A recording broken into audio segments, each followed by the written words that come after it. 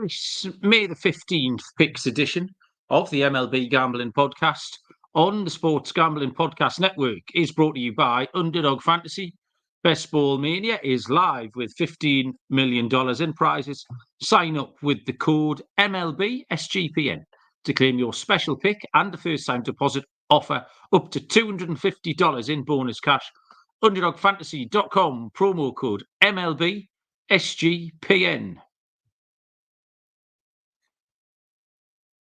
Welcome, everybody, to the MLB Gambling Podcast on the Sports Gambling Podcast Network. My name is Malcolm Bamford, coming to you from Newcastle upon Tyne in the northeast of England.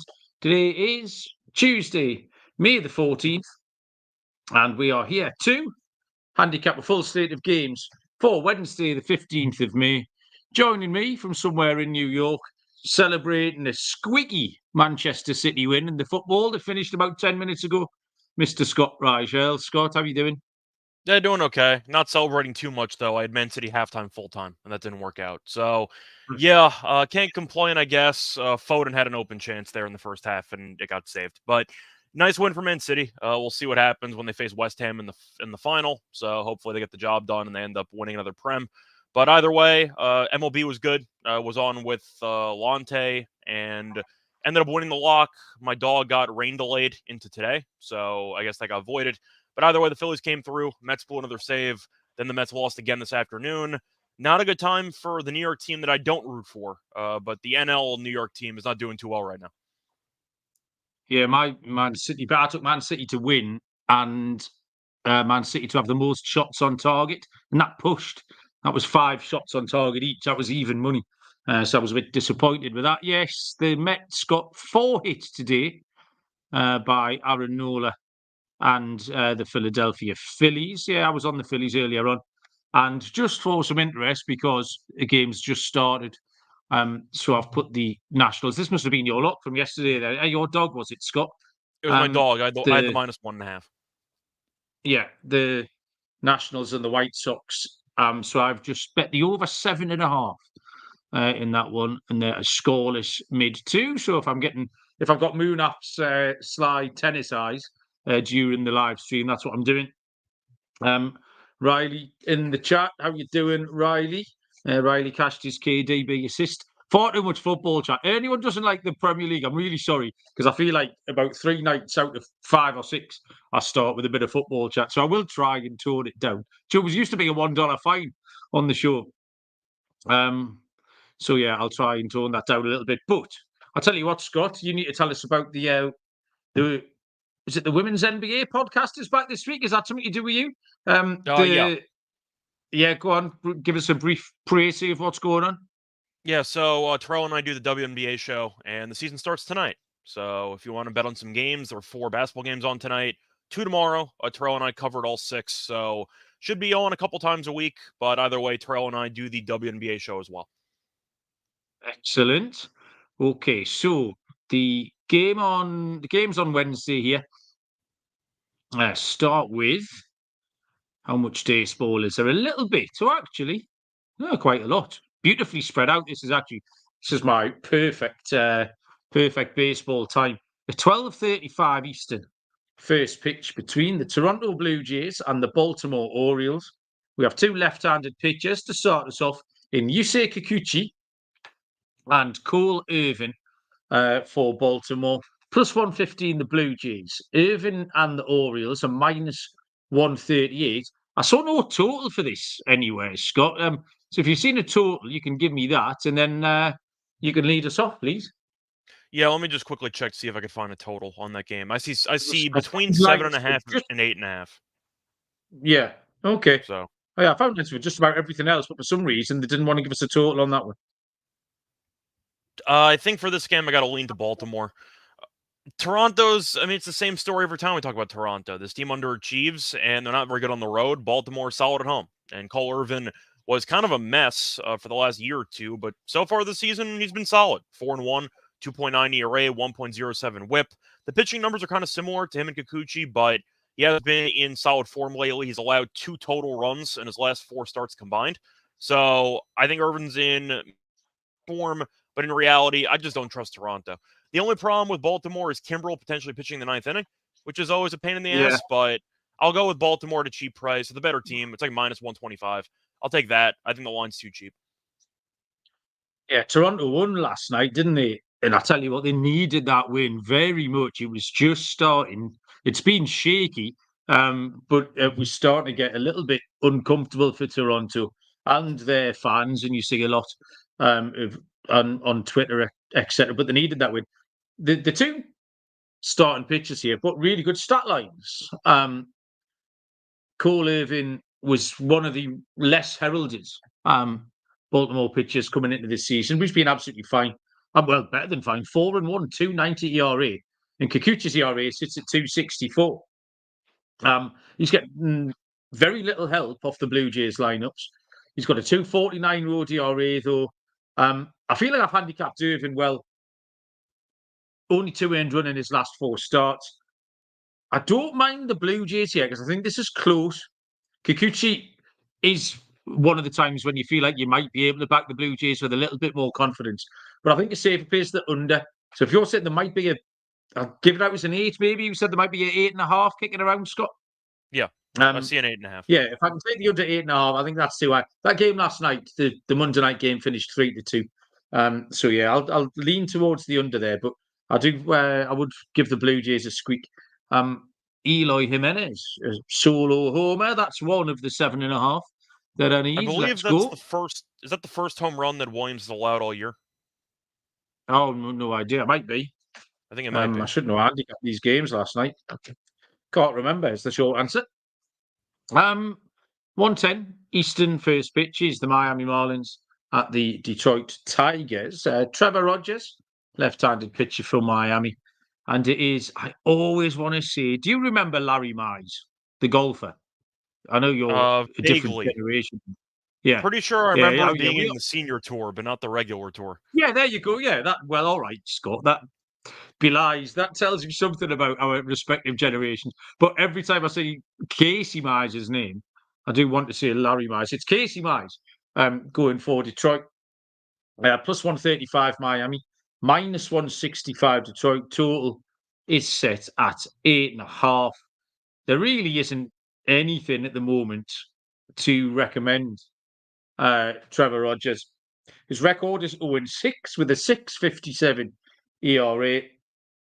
In his last 2 starts, Scott, 5 2/3 he's pitched. So one of them was 3, one of them was 2 2. 12 earned runs in 5 2/3 innings. That's really difficult to do. I would struggle to give up that many runs, I think. It smells of an IL stint, Trevor Rogers. It smells like you're going to just make something up and put him away for a couple of weeks, see if they can try and fix him. Mize is 1-1 with a 3.58 ERA. He's had one bad start against the Yankees, but he's pitched well against Houston, against Kansas, against Minnesota, against far better lineups than this Miami one. Miami lost Tim Anderson to the IL today, so he wasn't doing much, but it's one fewer bat they can send. I'll take Detroit on the run line here. I think they'll be 4-5-1 winners, something like that. They'll comfortably end this game a few runs ahead. So, yeah, give me Detroit on the run line, Scott. Yeah, I agree. I faded Rogers on Friday. He got killed by Ranger Suarez and the Phillies, so I watched him pitch. He was really bad, simply put. He got into trouble in basically every inning. He got pulled, and I think it was 5-0, 6-0 at that point. But, yeah, I watched him pitch, and he looked awful. So Miami, we know, is a terrible baseball team. Get ready for the trade deadline. They might trade off half the team. But for the sake of this actual matchup, Detroit's a team that I think is fine. I mean, the issue is hitting. But if I'm going to roast Rogers for his pitching, then I do think that Detroit can get through. Fun fact, by the way, the Marlins have lost every start that Rogers has made this season by multiple runs. So if you want to just go based on trends here, Rogers has started 7 games this season. They've lost each game by at least 2 runs.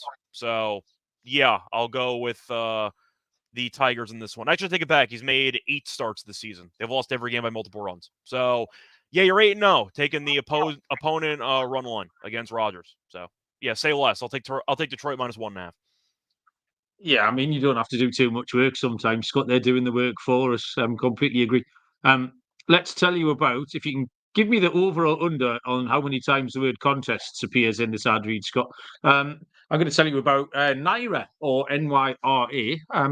The second duel of the Triple Crown is on Saturday. My Preakness article went live about 2 hours ago. So if you want to win it for the Preakness, read my article, then pick something else is what I would suggest. But at Naira Bets, NYRA Bets, you can sign up today for a $200 deposit bonus with the promo code SGPN200.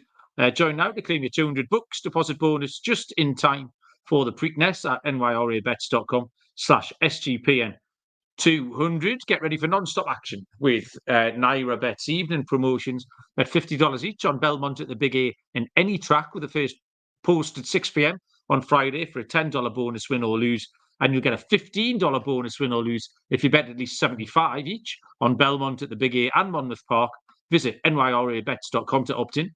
That's not all. You can score big with a 20% bonus on your ticket winning by hitting an exacta on all races at Belmont at the Big A on Sunday, and feed your competitive edge with live money handicapping contests nearly every week.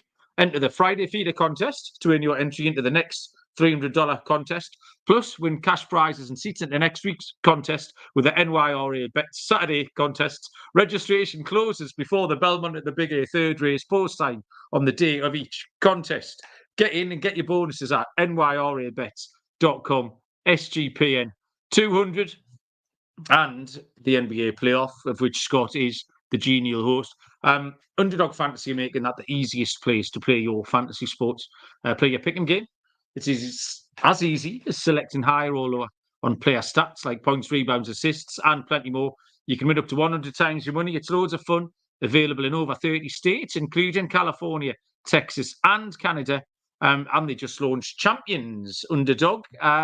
That's a player versus player format in Florida. So sign up with the code MLBSGPN to claim your special pick and first-time deposit offer up to $250 in bonus cash. UnderdogFantasy.com, promo code MLBSGPN. How many contests did you get to, Scott? Did you win a prize? It was over. So it was considerably over. I don't know what the line was, but it was considerably higher. You can't say over. 1:10 Eastern first pitch is the Pittsburgh Pirates at the Milwaukee Brewers. Left-handed pitchers all over the place today. Two more here. Martin Perez for Pittsburgh. And Robert Gasser goes for the Brewers. Plus 115 for the Pirates. Minus 135 for the Brewers. Total here is set at 8.5, Scott. Yeah, for this one, I think I got to go, or at least be tempted by the rookie pitcher from Milwaukee, who was really good in his debut. Gave him no runs. Now, the Cardinals might be a fake baseball team, but still a good win nonetheless. So Pittsburgh's a team that I've kind of roasted a lot on the show. I don't think they're very good, and I think most people would agree with that.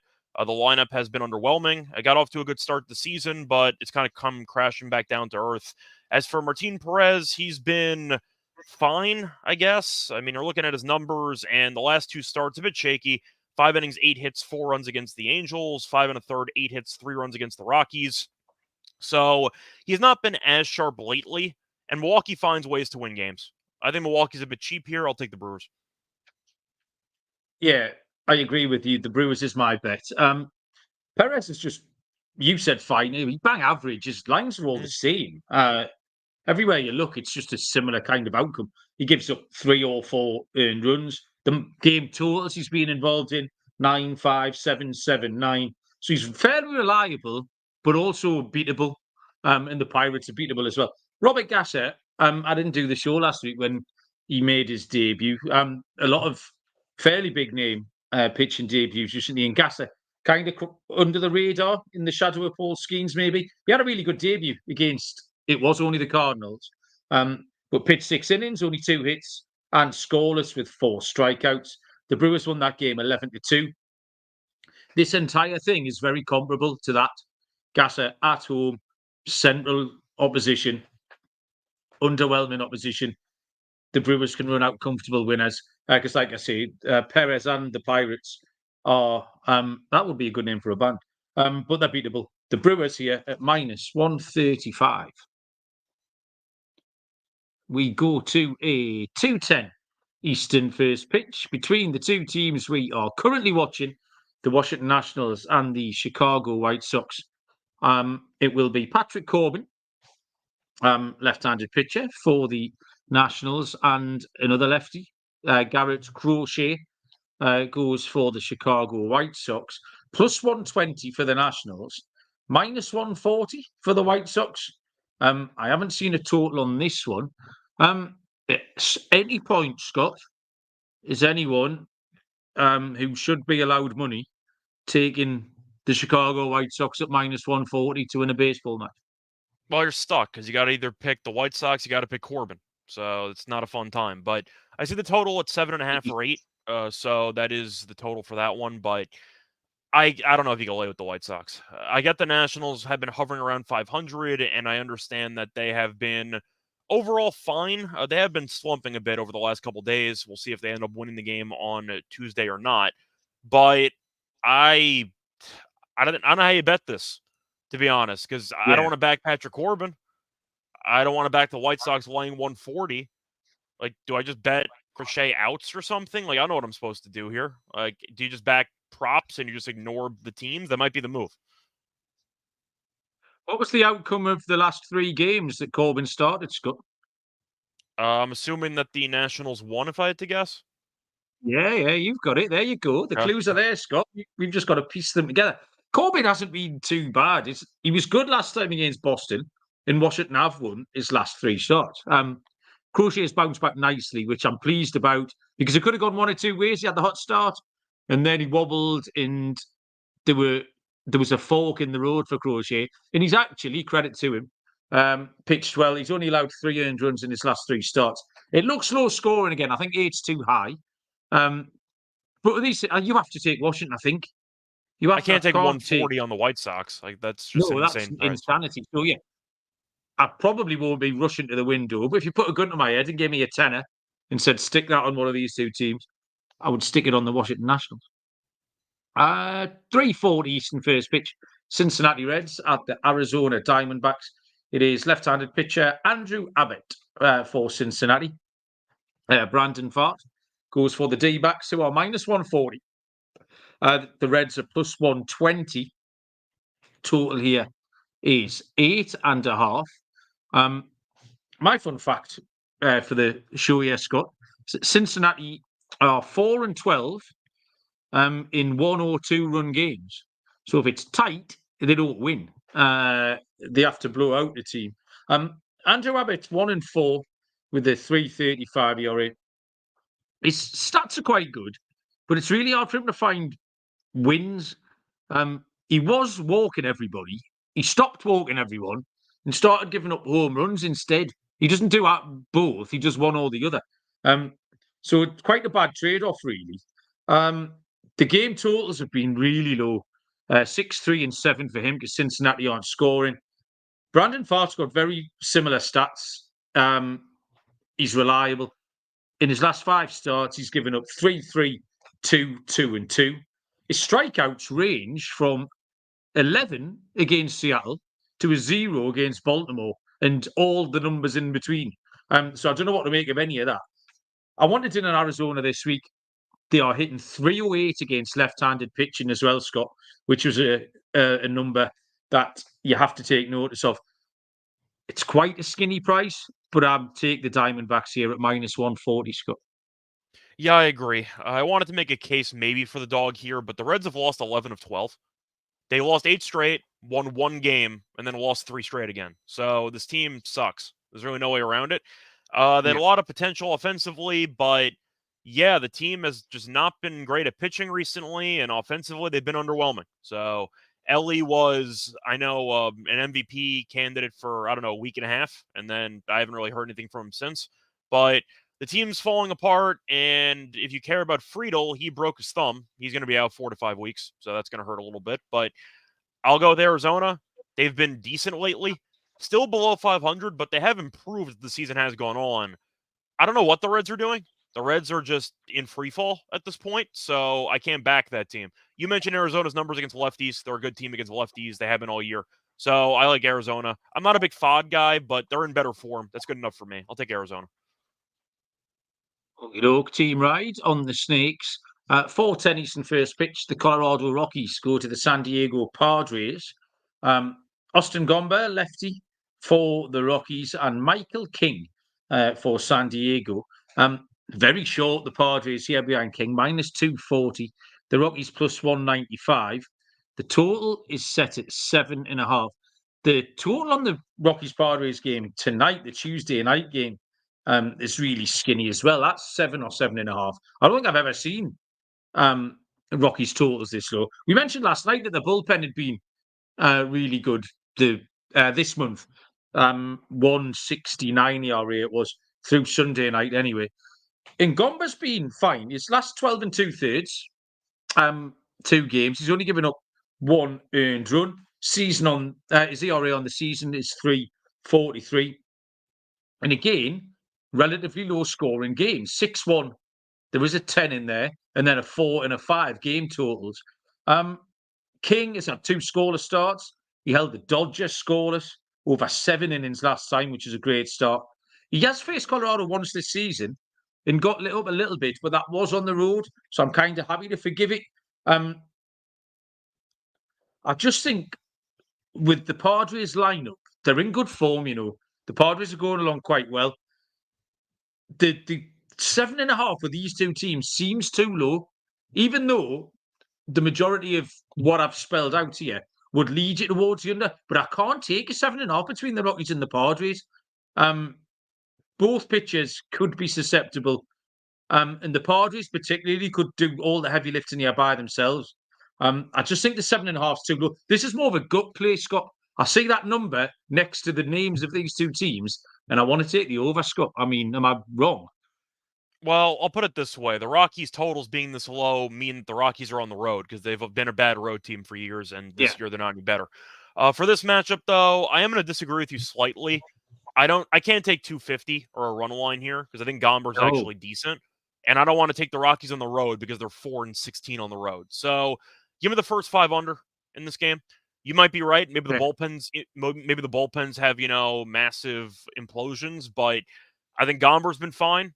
King's allowed no runs in his last 2 starts, including double-digit strikeouts against the Dodgers, like 4. I think that you're going to see a lower scoring start to this game. Maybe you're right, and you end up getting there in some way because the bullpens maybe fall apart, but Gomber's been good, King's been good, and both offenses, the Rockies' offense is terrible. The Padres' offense is in fine form now, but still a bit streaky in general. I'll go with the first 5 under in that game.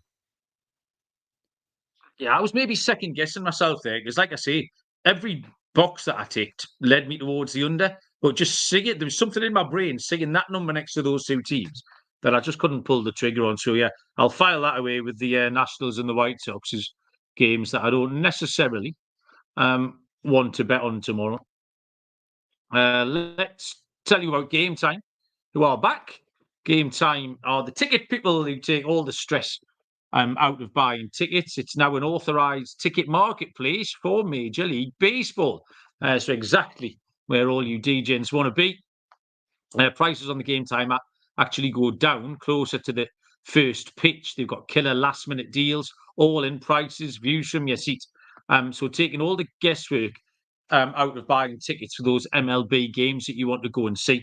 The Game Time guarantee remains one of the best things here about Game Time. They will refund 110% of the difference if you find tickets in the same section and row for less. So you get last minute deals. You can save up to 60% there. You get zone deals, all in pricing, and ticket coverage as well. So your purchase is covered with their flexible customer service policies.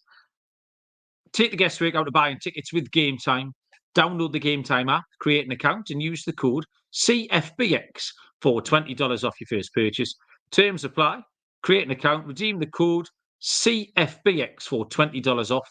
Download the Game Time app today. Last minute tickets, lowest price, guaranteed. The Nationals have first and third, nobody out.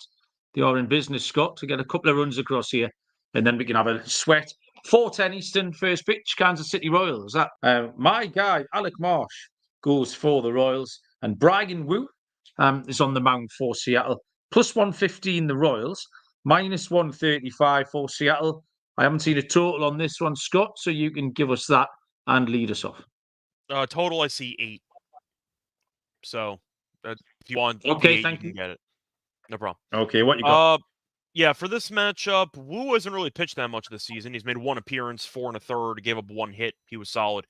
Marsh has been very good so far this season, 3-0, 2.53 ERA, and a 1.03 WHIP. I think for this one, I just got to take the under in the spot. We know Seattle's one of the most pitcher-friendly ballparks in the league. Mariners have been in good form recently. Royals have been, moving along as they are currently 1.5 back in the AL Central, while Seattle's in first place with a 1.5 games of leeway there over Texas. But I got to go with the under. I just think both pitchers are solid. I think that you're looking at what should be a lower scoring game.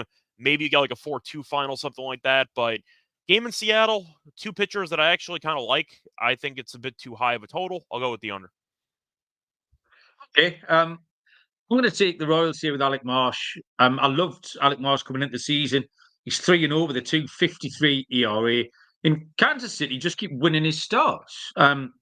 He's beaten the Blue Jays. He's beaten the Orioles. So the Seattle offense won't hold too many fears for him here. Seattle do strike out, I think, more than they strike out a lot. I think they strike out more than any MLB team, or certainly did the last time I checked. Yeah, Brian Wu back off the injured list. There's 1 short start, which was against Oakland, but he was fine. But maybe, I don't know, I want to see a little bit more from Wu, but I can't get away from Marsh. KC have been really good, but I'm a big fan of Marsh and what he's been doing. So plus money, I'll take the Kansas City Royals at plus 115. Matthew Bibbins has joined us. Says he's new to the group. So evening, Matthew. Anything you want to know, shout up. If you've got a couple of picks, shout them up in the chat as well. We need some help always. And Randy and SMK Teach are in as well. I've made it. So welcome to you two boys. 7:10 Eastern first pitch is. Oh no, I've forgotten. I nearly forgot to go to the top of the page for the New York Mets at the Philadelphia Phillies. It's a 6:40 Eastern first pitch. The New York Mets now are officially TBD. I saw Adrian Hauser earlier on, Scott. I don't know what the situation is with him. Obviously, the game just finished a couple of hours ago between the Mets and the Phillies. Ranger Suarez will go for Philadelphia. I'm seeing lines, so maybe Hauser is still there. Plus 145 for the Mets, minus 188 for the Phillies. But do you have Hauser going? Have you seen anything about the Mets pitcher here, Scott? I just see Hauser for now. I see the totals at 8. Okay. Let me Yeah. just quickly see if there's any news on Hauser, but it's what I have listed. So who knows? I mean, it's not. There was a few games here that were But now I pretty see ugly. Quintana, so I don't know. ESPN Okay. has Quintana listed, so I'm not sure. So my notes actually didn't really factor in the Mets pitcher too much because Suarez's record is just you can't really argue with it at the moment. We try and make sort of cases in a lot of these games, and you can't make a case really for the Mets in this game. I found it really hard. Maybe a little bit easier with Quintana than Hauser. But with a 7-0 ERA and a 7-0 record 7-0 and a record. 150 Yeah. ERA, Suarez has just been unbelievable. He's got wins in the column where you want them. He's got zeros in the columns where you want them. So rather than a Philly team total or a run line, there was a couple of things that appealed to me. Suarez out appealed. He's gone 8, 7, and 9 innings in his last 3. The 2 before that were both 6. So you get the minimum 18 outs from Suarez. I'm guessing the books will be onto it. But I think you'll go over, if it's over 18 and a half, I think. Or Suarez to record the win, which is a bet that we don't often get to. The Phillies just have held the Mets at arm's length the last couple of nights. They know they're a few runs better than them and haven't really been troubled. So I think with the length Suarez goes, I don't think he's in danger of getting pulled. So Suarez to record the win, I think it'll be a nice price as well. And that's as far as I got. I didn't really factor the Mets into this one, Scott. Yeah, I don't think you really need to either. I think Suarez right now would be in second place for the Cy Young behind Imanaga, if I had to guess. But he's definitely up there. He's been great. I backed him on Friday. He gave up, I think, either 1 run or no runs. He's been completely lights out. So, yeah, I like the Phillies too. Bit of a weird scheduling spot, though, because they just played 2 games in Citi Field and now they're playing 2 games in Philly. So it's Yeah. like a weird 2-2 split, which I don't really understand. I don't know if I've ever actually seen that before. But yeah, this game's going to be taking place in Philly, for what it's worth. But yeah, give me Philly run line in this one. I'm not going to go against Suarez. I know they're at home, but damn, the Mets are bad. Yeah, I'll take the Phillies minus 1.5. Okay, doke. Yeah, 4 hits today. If you remember from the top of the show, the New York Mets, Aaron Nola, absolutely shut them down. 7:10 tomorrow sees the Tampa Bay Rays at the Boston Red Sox. Taj Bradley for Tampa Bay and Tanner Houck goes for Boston. Lines here are minus 138 the Red Sox, plus 110 the Rays, with a total of 8.5. Bradley, we handicapped last week. I don't know, I might have been me and you, Scott, actually, on his debut, his seasonal debut last week against the Yankees. And he was great. He gave up only 4 hits, struck out 7, 1 earned run. And I think he can build on that. He did out of a terrible back end of last season. Started the season well, a little bit injured, and then it just sort of fell apart for him. But he's come back this time, and I'd like to see him build on what he started last week. And the Rays need him as well. I think the Rays need some help. How have the Nationals not scored any runs from that situation? Unbelievable. Tanner Houck has been very steady. A 3-4 record, 2.24 ERA. He's been 2.54 at home. Neither offense is blistering at the moment. I like a first 5 under. I don't mind a full game under, though. 8.5's too high. We saw an 8 last night. Similar setup, I think. I don't think there'll be too many runs in this, Scott. Yeah, I agree. My main play was going to be the under. Bradley looked good in his first start against the Yankees. Houck's been solid. He's also 3-4, so he gets basically no run support whenever he pitches. So I see a low-scoring game. I agree. I'll go with the under. Okay. Next up, 7:20 Eastern first pitch. This is the one game this evening that's off the board. The Chicago Cubs against the Atlanta Braves. Officially TBD, the Cubs. I've started seeing Javier Assad named as the pitcher for the Cubbies. Charlie Morton has been listed all day for the Braves, but I'm not seeing any lines on this one. Scott, do you have much on this? I do not have any lines. So yeah, I don't have much, but both pitchers have been solid. I mean, if you want to go back to the under, I'm not going to stop you. Atlanta has the reputation of being a great offense, but you're actually looking at their last couple of weeks, and they've really not done much offensively. They're still winning games, but a lot of them are low scoring. Just to read off some of the actual run totals for the Braves over the last couple games: 2, 3, 4, 4, 5, 4, 1, 2, 3, 5, 2, 1, 4, 2. So they have not scored 6 runs in a game in about 2 weeks. So yeah, I'll go with the under again. The Braves are winning a bunch of low-scoring games. So yeah, I'm not gonna go against it. Give me the under.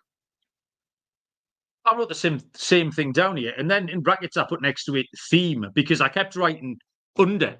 That looking back, that's 1, 2, 3, 4. I think that's 6 unders in sort of the 10 games we've got to so far. Because you've got 2 pitchers with good records. I noticed the trend in low scoring games. Scott, Charlie Morton's been great, 313 in his last 5, 289 at home. Plenty of length, 6-7, 6-7 in his last 4. The game 1 finished 2-0. So yeah, it was just everything pointed me towards that under. Obviously, we haven't seen what the total is going to be. The books will be wise to it. So that's about as much as we can say on that one. 7:40 Eastern first pitch. This is an interesting one. The New York Yankees at the Minnesota Twins. We have Marcus Stroman going for the Yankees and Pablo Lopez for the Twins. This one's close on the books. It's effectively a match. Or minus 110 the Yankees, minus 118 are the Twins. Scott, good looking game this one. Yeah, I feel like at first glance you might be tempted by an under again, but I'm going to lean to the Yankees in this spot. I think the Yankees are the better team. It is close based on record, but I do think that Minnesota benefits from being in one of the weakest divisions in the league. Not as weak, though, as some other divisions that might have underachieved so far. For example, the NL West has basically one good team, and nobody else is any good. But The AL Central's got a couple of teams, 4 teams over 500 actually, which is kind of surprising. But the AL East, I think we'd agree, is probably one of the best divisions in the league right now. I mean, they had every team above 500 about a week or two ago, not anymore. But I think the Yankees are the better team. Both pitchers stats-wise are kind of the exact same. But I do think you're looking at Stroman, who I don't know. I think he can definitely match Lopez, and I think the Yankees bullpen is better than Minnesota's. So it's a close game. The Yankees have owned Minnesota for a long time, just based on the heads-ahead. I'll lean with the Yankees here. Judge had a couple home runs last week. The team's starting to kind of wake up a bit more offensively as they were able to win 2 of 3 against Tampa. They won, I think it was 3 of 4 against Houston, I think. But point is, or maybe it was 2 of 3 against Houston. But the point is they've been in solid form. They keep winning series, and I'm not going to go against them. So I'll take the Yankees here at a cheap price. It is tight, Scott. I agree with everything you said. It was really hard to find something to split the tie. And what split the tie for me was Pablo Lopez. That's it. I think these two teams, I think the Yankees are a better team. Minnesota might be the best team in their division, not on the same level as the Yankees, but the home field advantage maybe balances that out ever so slightly. And the presence of Lopez just tipped it. So I took Minnesota. Scott was on the other side to you, but there was very little in it. This was a hard game to handicap. I handicapped it before I saw the lines. I had a feeling it would be roundabout a match. I mean, even the two ERAs, 380 and 389, there's nothing between the two. So yeah, it was hard, but I'll take the Twins. I did say last night, I feel like I want to make some money out of the Twins this week or in the next couple of weeks. I've underestimated them slightly, and I want to get some money out of them. So I'm going to start by taking them to win this game. 8:05 Eastern first pitch. Cleveland Guardians at the Texas Rangers. We have Carlos Carrasco going for Cleveland, and John Gray will go for Texas. Lines are plus 130 for the Guardians, minus 160 for the Rangers. Total here is at 8.5. Another interesting one. Carlos Carrasco, 2 and 3. He has a 3.56 ERA. The Guardians actually threw their 6th shutout of the season last night in the Monday night games. That's MLB leading 6 shutouts. Carrasco's leveling out a little bit. We faded him last week, took an over. But he's still a decent sort of back-end rotation piece for this Cleveland team. They can roll him out at SP 4 or 5. It's not the end of the world. Gray's been good, 1-1, 2.36 ERA. But Texas have lost 4 in a row. They're still only 500 team at home, 10-10. I'm fading Texas here. I'm not thrilled about taking Carrasco, but like I say, he's been serviceable. The 3.5 ERA is okay. I mean, Cleveland beat them 7-0 on the Monday night, and Texas have stopped winning. So Cleveland at plus 130, just to compound that losing streak for Texas, I think. Yeah, the Rangers didn't just lose 4 in a row. They got swept by the Rockies, which is pretty tough to do. Wow. The Rockies, it wasn't Coors Field, but that Rockies team's terrible. I think Carrasco stinks. I think he's been washed for a year and change at this point, but I don't think you're wrong. I think plus 130 is a pretty solid price for Cleveland in this spot. Now, I do think Gray's better, but the Cleveland bullpen has been incredible. Cleveland has the best bullpen ERA in the league. So I think that they're definitely capable of winning this game late. Fun fact, you have the best bullpen versus the worst bullpen in the entire league in this game. So nice. if Cleveland falls behind early, then you might be able to rally from behind. So maybe you want to go Rangers first 5 and then Guardians full game as a potential option there. I don't know if they have that prop available, like a halftime, full-time thing for baseball, or you have to do a same-game parlay on that. But I think the Guardians are alive to win it. I don't exactly want to lay this big of a price with a team that's lost 4 straight by multiple runs and a team that scored less than 4 runs in 4 straight games. So I'll go with the Guardians based on current form. I'm really not a Carrasco guy, though, at all. I don't think he's any good. But for the sake of spots, I think that is a good spot at this price. I'll take Cleveland. They have the better record anyway. So you're going to give me the better record, the better bullpen against a team that's lost 4 straight, and I'm getting plus 130. I feel like you might be overrating how good John Gray actually is. His numbers are fine. He's also a veteran journeyman. He's fine. I think Cleveland can hang in there. Give me Cleveland. team ride on the Guardians tomorrow. 8:10 Eastern first pitch, the Oakland Athletics at the Houston Astros. Aaron Brooks goes for Oakland, and Framber Valdez goes for the Astros, left-handed pitcher. Plus 180 for the Athletics, minus 250 for the Astros. Totally as set at 8.5. I saw the name Aaron Brooks, and I thought, oh, here's a young whippersnapper, a little upstart, a rookie that I haven't heard of. I look forward to looking into him. And it turns out he's about my age. Yeah, he was young. He was young once. Well, weren't we all, Scott? Yeah, he's a 34-year-old who's just bounced around the minors. He's not been pulling up any trees in the minors. He's got a 4.57 ERA. He's got a 1.44 whip, Scott. That's not going to work tomorrow, I wouldn't have thought. That Pacific Coast League is hitter friendly. I mean, if you want to be kind to Brooks, but this is a horrible spot for him. Framber Valdez has been a brighter spot for Houston, 2-1 with a 3.64 ERA. Houston shellacked him on Monday night, 9-1. I can only see a similar outcome. Houston run line, Houston alt run line, something like that, Scott. But yeah, Houston.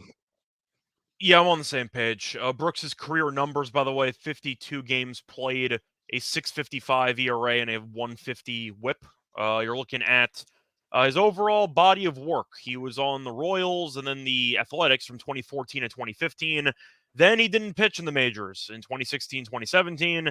3 games in 2018. Then he was there for 2019. And then he took 3 years off again, ended up showing up in St. Louis for 5 games in 2022. And then showed up now. So every time he pitches, he has about a year and a half off because he's not good enough to stay in the majors. And apparently he's, I don't know, getting pity promoted because he said he has not been good in the minors either. So, yeah I think Oakland's going to get killed. I said on, I forgot what show it was. I think it was like a week ago. I said I thought Oakland was going to lose like a bunch of games in a row. And they were able to win a game or two against Texas, but they've been terrible.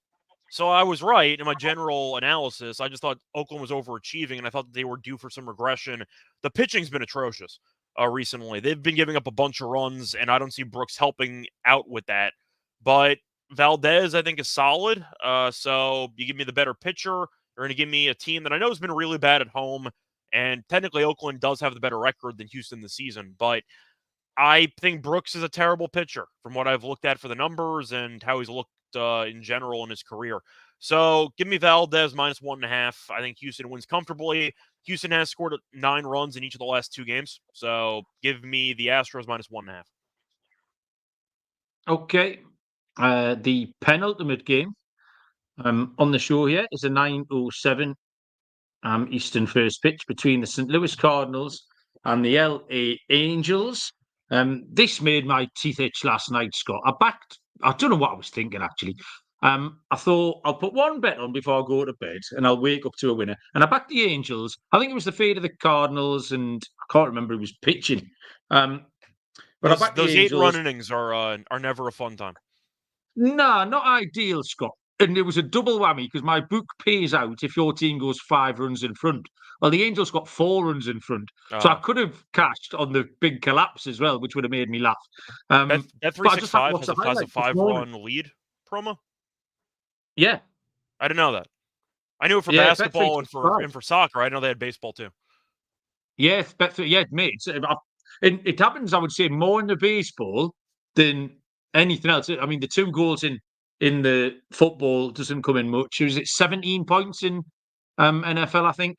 I think it's 17 because that's 3 possessions. So it's probably 17 in football. Yeah, it sounds right. Yeah, but I've had a few cheeky winners on the baseball with it. But I watched the highlights with my cup of coffee in bed this morning. The Angels were cruising at 4-0, 4-0. And then it comes up, bottom 7 or something. I thought, yeah, we're all right here. And then obviously the Angels walked everybody in. They just walked them all by, 8 of them. Off you go, boys. So yeah, that was mildly disappointing.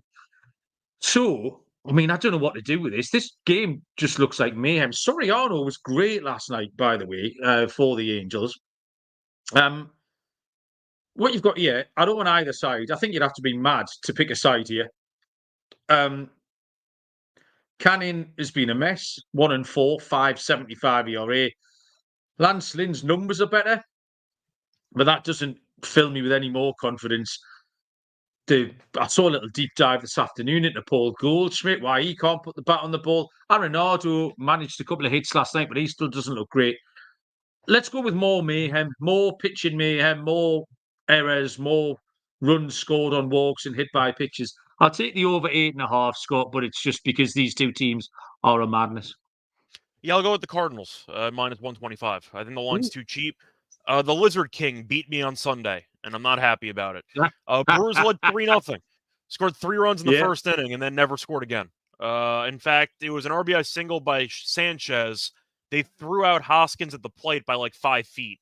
And I knew it was going to come back to bite me at some point, and they lost 4-3. So, no runs in 8 innings. I actually don't know how Mikolas did it. He threw 40-something pitches in the first inning and somehow went 6 innings.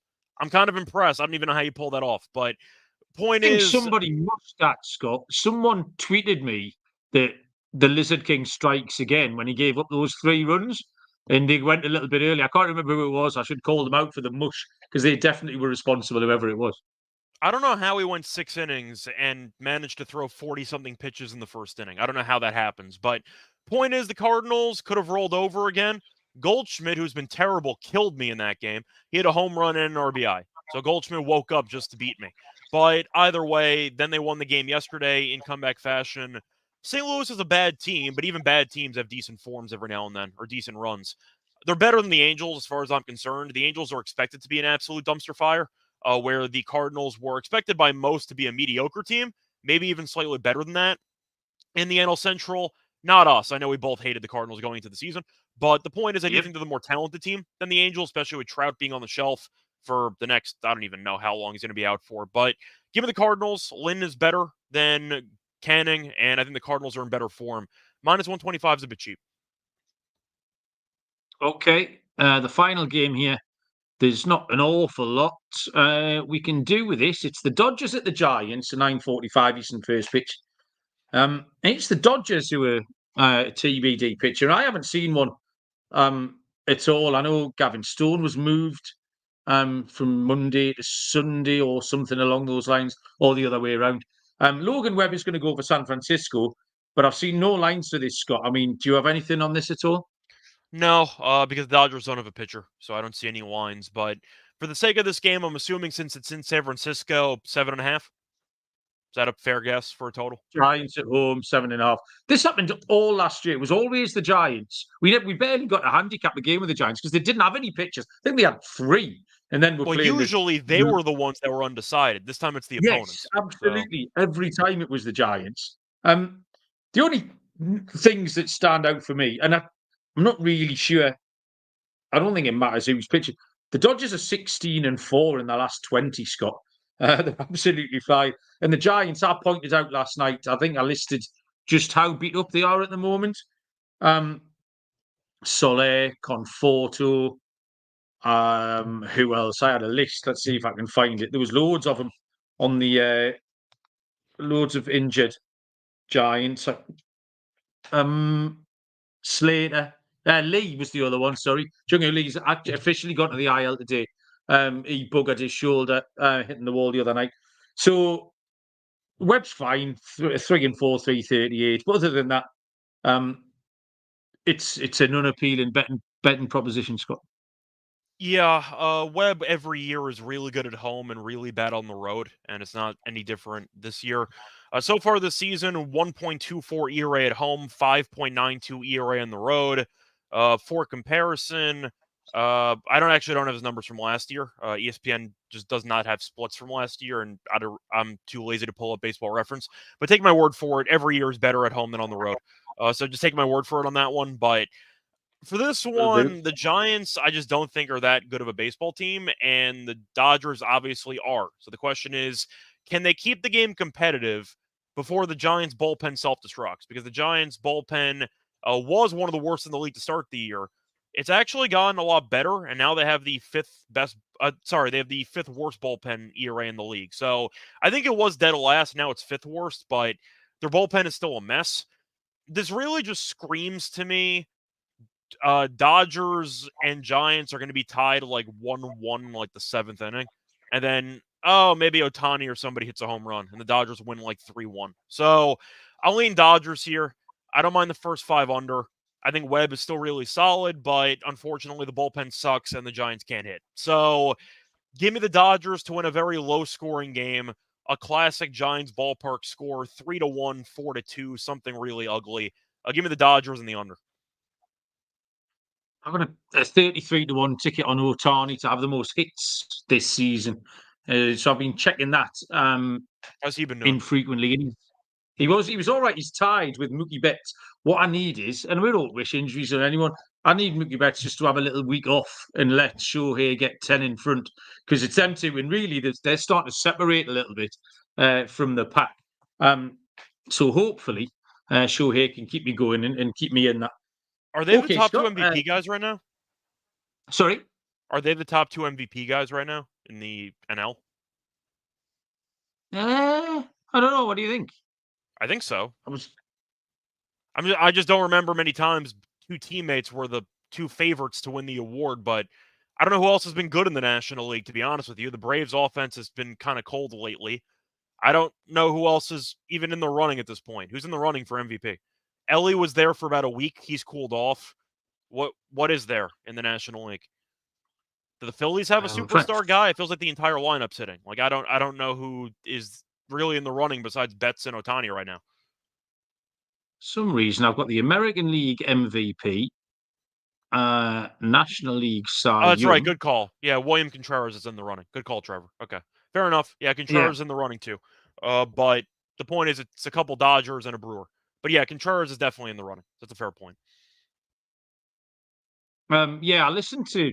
Can't remember what it was this morning, but they were talking about they had a few long shot plays, and Contreras, absolutely, he's hitting 345 or something. Yeah. Contreras was one of the players they mentioned at round about 33-1, I think. Contreras still. So yeah. But for some reason my book hasn't got that listed at the moment. It's got the AL up there, but not the NL. Right, okay, Scott. Lock and dog then. Let's go. What have you got? All right. So for my lock and dog for the show, I'm also not sure what lines we even have available because I think I might have seen a fake line on that Phillies game. So I thought about Phillies run line as my dog, but I don't actually think that price is accurate, so I can't use it. So just keep that in mind. For the lock on this show, what do I want to go with? Decent amount that I actually liked on the card. Okay. All right. For the lock, I think I am going. I mean, the Phillies have been so good to me, but I don't have a line, which is just very unfortunate. Yeah, I think for the lock, I am going to go with the. I'll go with the Brewers at around -140. Team's been in good form. They did screw me over on Sunday, but Perez has been average, which kind of sums up his career. But he has given up some runs. Gasser, we have not seen much of, but I know the Pirates are not a good baseball team, and that's good enough for me. I think 140 is a bit too cheap. I think that the Pirates, who have lost 4 of their last 6, might be in line to struggle once again in this game.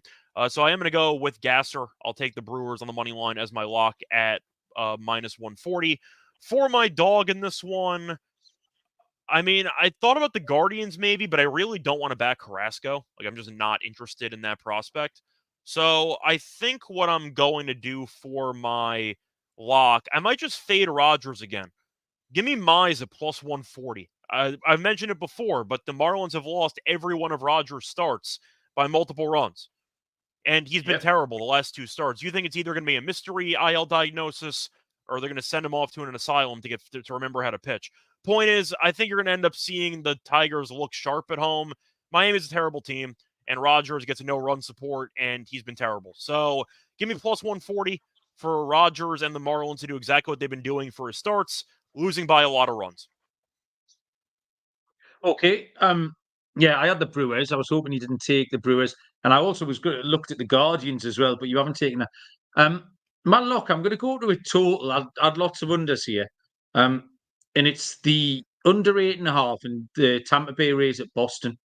Bradley was an encouraging start last week. I still want him to bounce. He needs to back it up. So let's hope he can do that tomorrow. Tannehouse's been great, and neither offense are pulling up any trees. So 8.5 is just a hair too high for me. So I'll take an under in the Tampa at Boston. And for my dog, I can only go with Alec Marsh and the Royals. He's been my guy all year, and he's paid me out several times. The Royals keep winning his starts. Brian Moore's fine. Seattle are fine. But there's not much in this. Kansas City are sneaky good. So plus 115 for the Royals behind Alec Marsh will be my dog pick. And I think, ladies and gentlemen, boys and girls, we got it done. Scott, anything you want to tell the people before we let them go? Not really. I'm on the NBA show again tomorrow, so I'll be on with Terrell. WNBA show, season starts in an hour. We have an episode already posted for that. I'll be up late doing tennis again tonight, so stay tuned for that. But no, nothing else really. Looking forward to the games tonight and tomorrow. Cool. Well, don't forget the Preakness, which I'll be doing the main show with Sean and Ryan on Thursday. But the Preakness article is up at sportsgamblingpodcast.com. I'm doing the baseball show tomorrow night, I think, with Dylan. The problem I've got tomorrow is, Scott, Newcastle play Man United tomorrow night. I hate Newcastle playing Manchester United. For 46 years, that fixture has ruined my life. Even though currently we are better than them, I already know something terrible is going to happen. We'll get beaten by a last-minute controversial own goal that bounces off the bloke's arse or something like that. So I'm absolutely dreading it. And I've got to do the show about 10 minutes after the... They got Casemiro playing centre back. You're fine. Yeah, but something terrible will happen, Scott. You don't understand. You got like this time tomorrow anyway. So I'm I do understand. I Castle over the weekend. I understand. I'm just saying, like, Man used waiting to sack the manager, so we'll see what happens. But I mean, Man U gave Arsenal a run, but yeah, we'll see. Yeah, anyway, it's also in something Newcastle. Terrible is going to happen. I mean, your team's been atrocious on the road all year, so at least it's at home, so it could be worse. Yeah. Thanks for that, Scott. No problem. So brilliant. Yeah, so if you want to see a broken man, tune in 5 p.m. Eastern tomorrow. Right, okay, that was fun. Thank you. Thanks everyone in the chat, all the regulars, TV, DBJ, Randy, SNK, Teach was in. New listeners, Matthew as well. Thanks for listening. Come back anytime you want. You're very welcome. Riley Shantz was first up. Same time tomorrow. Like I say, just go and have a look at the schedules and the website because there's so much content as well. You've got the golf as well over the weekend. There's a major, so I need to pick me bets for that. I'll get stuck into the golf gambling podcast tomorrow. But we'll be back tomorrow. In the meantime, we will see you down the road. Cheers.